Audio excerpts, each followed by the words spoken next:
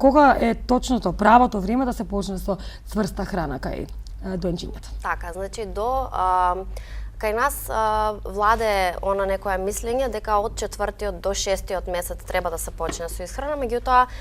студиите на Светската здравствена организација и Европското здружение за гастроентерологија и хепатологија и исхрана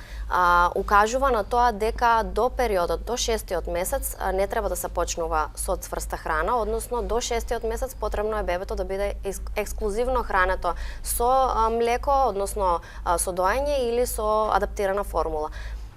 Сето ова придонесува за подоцна по 6-тиот месец, кога веќе дигестивниот тракт на бебето е доволно развиен, вие да почнете со цврста храна. Меѓутоа, она што е важно е дека доколку се работи, нели, сепак за советот педијатар да се започне порано или подоцна, доколку тоа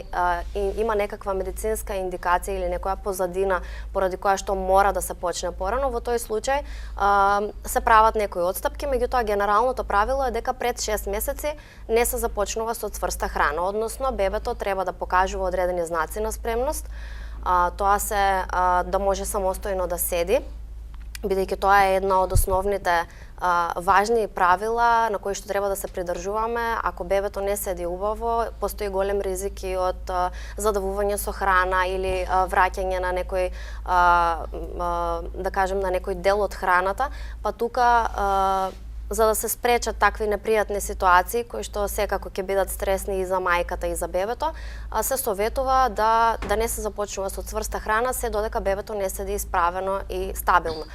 Потребно е да приметите дека ги го држи исправено вратот и цврсто ја држи главата.